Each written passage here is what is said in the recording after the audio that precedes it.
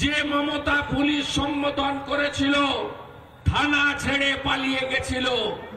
আপনাদের আমি কথা দিতে পারি, বিজেপি সরকার তো করবে, 1-1.5 বছর মধ্যে বিজেপি সরকার হবে। এই অরূপ মণ্ডলকে ওই কৃষকের বাড়িতে নিয়ে গিয়ে ওর পা ধুইয়ে ঘটিতে করে জল খাওয়াবো আমরা। ভারতীয় জনতা পার্টি মনে আপনারা নিশ্চিন্ত থাকুন, আমাদের দাবি কৃষকদের ধান কিনতে হবে, এমএসপি অনুযায়ী কিনতে হবে, ধল্লা কাটা যাবে না।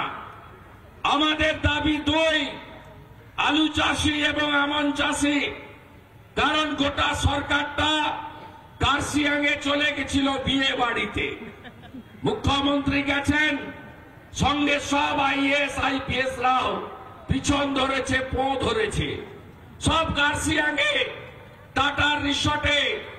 তাই তামিলনাড়ু অন্ধ্রপ্রদেশে ঘূর্ণিঝড় হওয়ার পরে তার প্রভাবে ঝাড়খণ্ড, উড়িষ্যা, পশ্চিমবঙ্গ, এখানে যে 72 ঘন্টা ধরে লাগাতার বর্ষণ হয়েছে বা হবে তার সতর্কতা দেওয়া হয়নি।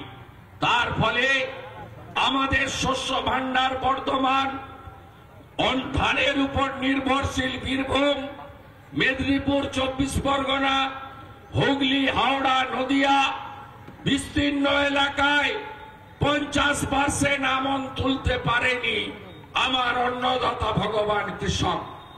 সেই এলাকায় ক্ষতিপূরণ দিতে হবে।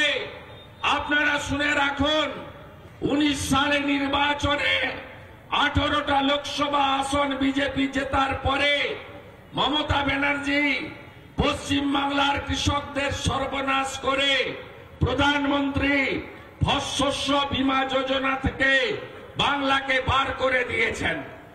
এই বাংলায় প্রাইম মিনিস্টার ক্রপ ইন্স্যুরেন্স যোজনা নেই, একমাত্র রাজ্য। কেন?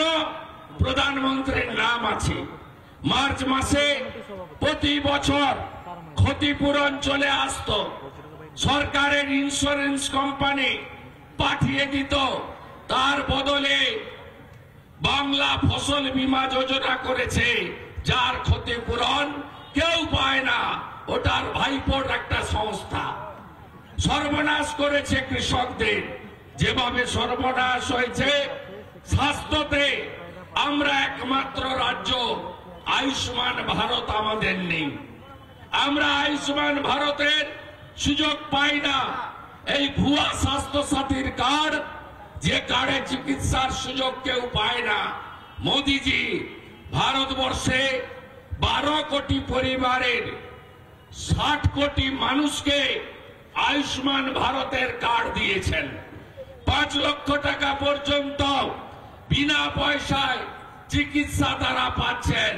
ঠিক শস্য বীমার মতো আয়ুষ্মান ভারত এখানে নেই। এখন অব্দি 5 কোটি লোক প্রধানমন্ত্রীর এই কর্মসূচি, গরিব কল্যাণ কর্মসূচিতে 5 লক্ষ টাকা পর্যন্ত দুরারোগ্য ব্যাধির চিকিৎসা পেয়েছেন আয়ুষ্মান ভারতে।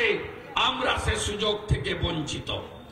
আমরা কৃষকদের জন্য আমরা বলতে চাই যে প্রধানমন্ত্রী সারে এত ভর্তুকি দিয়েছেন, 3600 টাকা বস্তা সারে, 2400 টাকা নরেন্দ্র মোদীজির ভর্তুকি আছে।